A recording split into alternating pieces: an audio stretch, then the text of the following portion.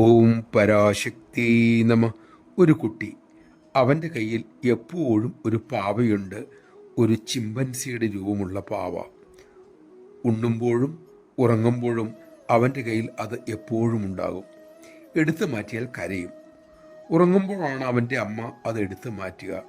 ഉണർന്നാൽ വീണ്ടും ആ കുരങ്ങൻ പാവ എടുക്കുകയായി.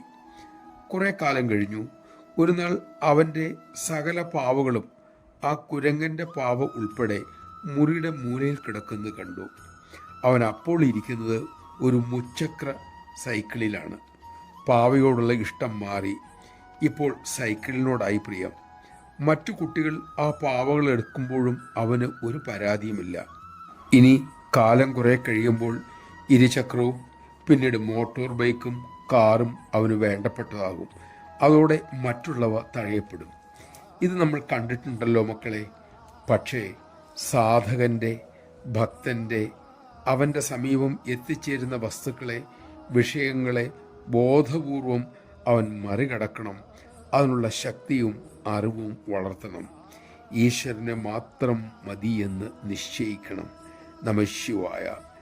ഈശ്വരനെ നേടുന്നവന് ഒന്നും നഷ്ടപ്പെടാനില്ല, എല്ലാം ലഭിക്കുകയുള്ളൂ.